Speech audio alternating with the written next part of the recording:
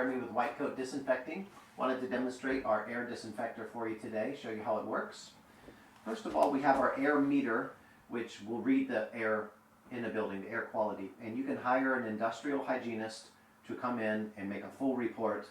But this machine does it all for you. You don't even need one of these. But for demonstration purposes, right now we have very good air reading on particulate matter 2.5 and particulate matter 10. 2.5 is the tiny, tiny stuff, 2.5 microns and smaller like coronavirus. Particulate matter 10 is a little bit bigger, like most bacteria, mold, pollen, a lot of the other things that make us sick. So if we can get 2.5 low, we're definitely have gotten the 10 out of the air because it's bigger. So that's our goal, is to get the 2.5 reading as low as possible. So let's turn on our air disinfector. I'm going to push power and I'm going to push the UV light. Notice when it starts, it cycles through these different colors.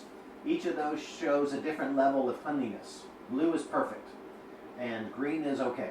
Violet is not great and red is dangerous. So right now it's cycling through to see what the air quality is, and it comes in very good, 001 with a nice blue dial. And that's what our air meter told us as well, very good air. 24 degrees Celsius. That's great if you have friends in some other part of the world that want to know what the temperature is, otherwise I have no idea. 50% humidity, and this is the number we care about. Particulate matter 2.5, near perfect.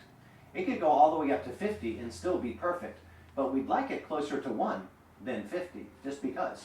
So let's introduce a contaminant. On the side, we have this little screen that filters the air.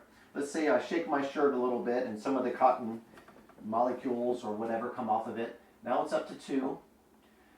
And then as it cycles through, we'll see what it comes up to next time. Shake my shirt a little more or stomp on the carpet. That'll really give it something to read. All right. And it's at 6. So that little bit of action put in some particulate matter 2.5. But the fan is very quiet because it's perfect right now. Many air filters you just leave on high all day. You buy a HEPA filter, you turn it on high, and you hear it constantly, and you just hope it's cleaning the air well enough. Well, this measures the air just like that industrial hygienist will charge you a few $100s an hour to come do, and it turns itself up and down as needed. So let's introduce a contaminant. This is not dangerous, but it does put off some of the tiny particles that we would expect in dirty air.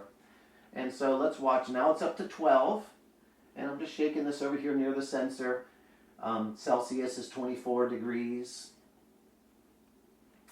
and humidity is still 55%. Did you hear the fan turn up? You see the dial change to green? So now it's all the way up to 154. It turned to violet. Let me keep shaking it. Now it's dangerous. It's up to red because the 2.5 count is so high. Let's see what the reading is.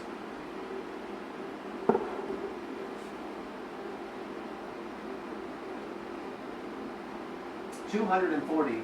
Remember, it was at 0, and just shaking this as a demonstration put it up to 240. So the fan turns itself up, and it's cleaning the air right now. So now let's watch it do its job. Down to 181.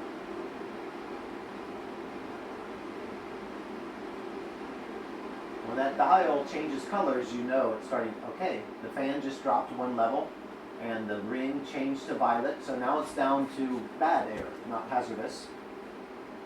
102, almost into the normal. All right, did you hear the fan drop?